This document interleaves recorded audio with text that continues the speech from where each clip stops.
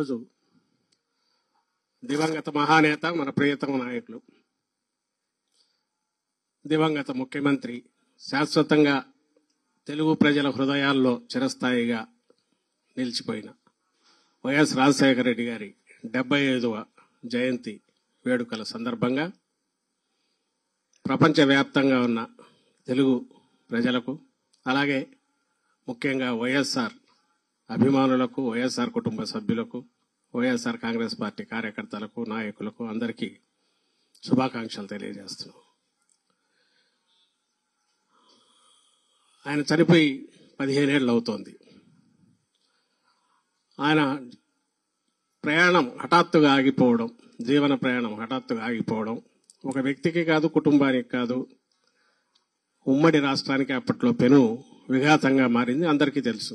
ఆ తర్వాత జరిగిన పరిణామాలు ఆయనే ఉంటే అనుకునే రకంగా, ఒక వైఎస్ఆర్ ఉంటే అనుకునే రకంగా ఎట్ల చోటు చేసుకున్నాయో ఈ చరిత్ర, సమకాలీన చరిత్ర మనం ప్రత్యక్షంగా చూశాం. అందులో ఆ సంక్షోభంలో నుంచే, ఆ పోరాటంలో నుంచే పుట్టిందే ఆయన ఆశయాలతో వైఎస్ఆర్ కాంగ్రెస్ పార్టీ. రక్తం పంచుకున్న బిడ్డగారే కాకుండా ఆయన ఆశయాలకు వారసుడుగా జగన్మోహన్ రెడ్డి గారు పోరాటాల మధ్యనే ఈ పార్టీ ప్రారంభించారు. ఆ రోజు నుంచి ఆయనతో అడుగులు అడుగు వేసిన వేల మంది, లక్షల మంది అయ్యారు. కోట్ల మందికి ఆశాదీపంగా రాజశేఖర రెడ్డి గారిని మించి మరో 10 అడుగులు ముందుకు వేసే బిడ్డగా ఆయన నిజమైన రాజకీయ వారసుడుగా జగన్మోహన్ రెడ్డి గారు ఈ రాష్ట్రానికి ఏం చేశారో గత 5 ఏళ్లలోనే 20-30 ఏళ్లలో జరగాల్సిన అభివృద్ధిని గాని, సంక్షేమాన్ని గాని, ఒక పేద కుటుంబం కేంద్ర బిందువుగా పేదరికాన్ని శాశ్వతంగా స్థానం లేకుండా నిర్మూలించే దిశగా ఎవరి కాళ్ల మీద వాళ్ళు నిలబడి, ఏదో ప్రభుత్వం ఇచ్చే పథకాల మీద ఆధారపడకుండా సొంత కాళ్లగా నిలబడగలిగి వాళ్ళ తలరాత వాళ్ళు రాసుకునే రకంగా ఒక దానికి ప్రారంభించడమే కాకుండా పథకాలు ఆచరణలో కూడా ఆ మేరకు ఫలితాలు కూడా తీసుకొచ్చారు 5 ఏళ్లలో. ఇది 5 ఏళ్లలో మనం చూసాం. మన కళ్ల ముందే జరిగింది. అది జరిగింది. 5 ఏళ్ల తర్వాత మళ్ళీ ప్రజల ముందుకు వెళ్ళాం. ఇదిగో ఇంత చేశాం, మీ ఇంట్లో మంచి జరిగి ఉంటే మీరంతా ఓటు వేయండి అన్నాం. ఫలితాలేమో వేరే రకంగా వచ్చాయి. ఇంతకుముందు రాంబాబు గారు అన్నట్టు రాజకీయాల్లో ఇది మామూలు. కానీ ప్రజల పక్షాన్ని నిలబడిన పార్టీగా, ప్రజలకు ఏ కష్టం వచ్చినా కూడా పక్కన ఉండే వాళ్ళలో మమేకమై నిలబడే పార్టీగా మన ప్రయాణం అనంతం. అది ఆగిపోదు. ఒక రోజుతో వచ్చేది కాదు, ఒక రోజుతో పోయేది కాదు. అందుకే ఎక్కడైతే ప్రజల జరిగిన ఎన్నికలు కానీ, ఆ ఫలితాలు కానీ చూస్తే చాలా అనుమానాలున్నా వాటి గురించి లోతుకు పోవడము అది కరెక్ట్ కూడా కాదు. ప్రజల తీర్పుగానే దాన్ని భావించాలా. బహుశా ఏ హామీలైతే అసాధ్యమైనవో, అసాధ్యము ఇప్పట్లో చేయలేమని వాళ్లే సన్నాయి నొక్కులు నొక్కుతున్నారో ఈరోజు అధికారం లేకొచ్చిన వాళ్ళు, వచ్చి నెల తిరక్కముందే రాష్ట్ర ఆర్థిక పరిస్థితి ఘోరంగా ఉందన్న వాళ్లే మరి తెలిసి ఎందుకు అలాంటి అసాధ్యమైన హామీలు ఇచ్చారనేది సమాధానం సంజాయిషి ఇవ్వాల్సిన వాళ్లే అసాధ్యమైన హామీలు ఇచ్చి ప్రజలను 14లో ఎట్లా మోసం చేశారో మళ్లీ అదే రకంగా మోసం చేసే రీతిగా మరోసారి దానికి అప్పుడే శ్రీకారం చుట్టారని నెల తిరక్క ముందే అర్థమవుతోంది. నిన్ననే చంద్రబాబు నాయుడు గారు మాట్లాడుతూ ఈరోజు చూశాం పత్రికల్లో, ఇంత ఖాళీ అవుతుంది అనుకోలేదు ఖజానా అంటున్నారు. అన్నీ ఇప్పుడే కావాలని అందరూ ఆశపడుతున్నారు, మరి కష్టమయ్యేట్టుందని చెప్తున్నారు. మరి 6 నెలల ముందు కూడా ఆయనకు తెలుసు ఇదే సంగతి. ఆ హామీలు ఇచ్చేటప్పుడు, లేకుంటే లక్షల కోట్ల అయ్యే హామీలు ఇచ్చేటప్పుడు ఏ రకంగా ఇచ్చారు? ఇదే హామీల్లో ఒక 10% ఇచ్చినా జగన్మోహన్ రెడ్డి గారు సరిపోయేది కదా అని అనేవాళ్లు కూడా ఉంటారు.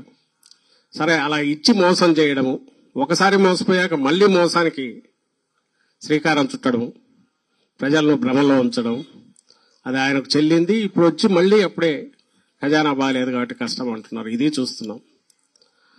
మరోపక్క ప్రజల కోసం రాజకీయ పార్టీలు పనిచేస్తుంటే, ఓటమి రాజకీయాల్లో గెలుపోటములు సహజమైనప్పుడు ఆ రోజు జగన్మోహన్ రెడ్డి గారు గత 5 ఏళ్లలో తన పరాని చూడకుండా, కులం చూడకుండా, ప్రాంతం చూడకుండా, పార్టీలు చూడకుండా అందరికీ ఒకే అర్హతే ప్రామాణికంగా ఆయన సంక్షేమ పథకాలు కావచ్చు, ఇంకోటి కావచ్చు ఇవ్వడం, రాష్ట్రాన్ని మొత్తం రాజకీయాలనేవి ఎన్నికల వరకే ఉండాలి, తర్వాత అవి ఉండకూడదు అనుకున్న నాయకుడుగా ఆయన వ్యవహరిస్తే ఈరోజు వచ్చిన రోజు నుంచి రాష్ట్రంలో అరాచకం ఎట్లా సృష్టిస్తున్నారో, ఒక రావణ కాష్టం ఎట్లా చేస్తున్నారో, పని కట్టుకుని వైఎస్ఆర్ కాంగ్రెస్ పార్టీ కోసం పని చేసినా లేదా ఓటు వేసిన వాళ్ళని కూడా వదలకుండా ఎట్లా దాడులు చేస్తున్నారు, వ్యవస్థ మొత్తం ఎట్లా నిర్వీర్యం అయిపోయిందో అది కూడా గమనిస్తున్నాం.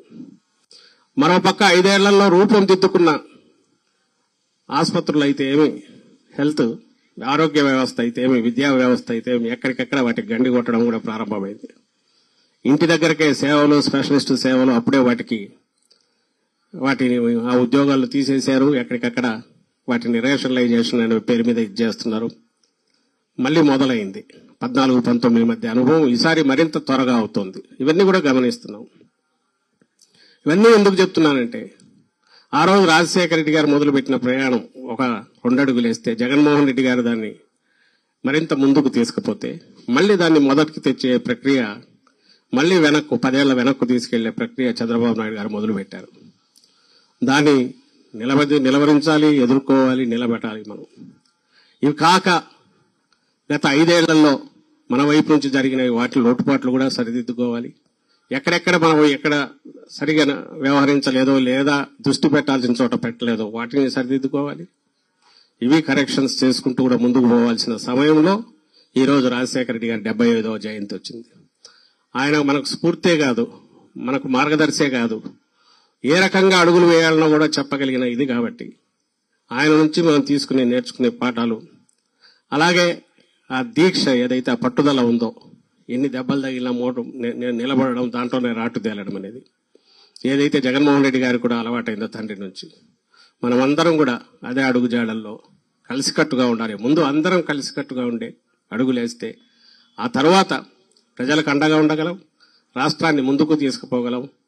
మళ్లీ ఆ పునర్వైభవం ఏదైతే ఉందో రాష్ట్రానికి కానీ అది తీసుకొచ్చే దిశగా నెల రోజులే కాబట్టి మనం ఇప్పుడే విపరీతంగా ఇది చేయాల్సిన అవసరం లేదు. వాళ్లే తవ్వుకుంటున్నారు, మొదలు పెట్టారు. లక్షణంగా ప్రజల అధికారంలోకి ఇచ్చినప్పుడు చంద్రబాబు నాయుడు గారు దాన్ని ఎట్లా సద్వినియోగం చేసుకోవాలని ఆలోచించకుండా ఎట్లా పక్కదారి మళ్లించాలో ప్రజల చూపు మళ్లించి ఇటువైపు ఇంకా ఇప్పటికీ జగన్మోహన్ రెడ్డి గారి మీదనో వైఎస్ఆర్ కాంగ్రెస్ పార్టీ మీదనో అది అటాక్స్ చేయడం ద్వారానో ఇంకో ద్వారానో ప్రజల దృష్టి మళ్లించాలనో తాను అమలు చేయాల్సిన హామీల నుంచి తప్పించుకోవాలని చూస్తున్నారు. అది సాగనివ్వకూడదు. మనమంతా కలిసికట్టుగా అడుగులు ముందుకు వేయాలి. ఎవ్వరూ డీలా పడాల్సిన అవసరం లేదు.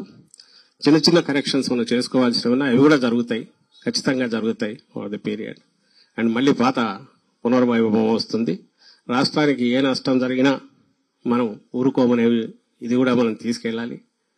అండ్ ప్రజల పక్షాన ఎప్పుడు నిలబడే పార్టీగా మరోసారి పునరంకితం అవుతామని మనం అందరం కూడా శపథం చేయాల్సి ఉంది. ఈ సందర్భంగా ఈరోజు ఇంతకంటే మంచి రోజు కూడా మనకు రాజశేఖర రెడ్డి గారి జయంతికి మించింది లేదు. మనం అందరం కలవడానికి, కలిసి అడుగులు వేయడానికి, అదే దీక్ష పట్టుదలతో జగన్మోహన్ రెడ్డి గారికి అండగా నిలబడడానికి, పార్టీని ముందు నడపడానికి అని చెప్తూ మరోసారి అందరికీ రాజశేఖర రెడ్డి గారి జయంతి 75వ జయంతి ప్రత్యేకత ఉన్న రీత్యా 75వ జయంతి సందర్భంగా శుభాకాంక్షలు తెలియజేస్తూ సెలవు తీసుకుంటున్నాను. Thank you.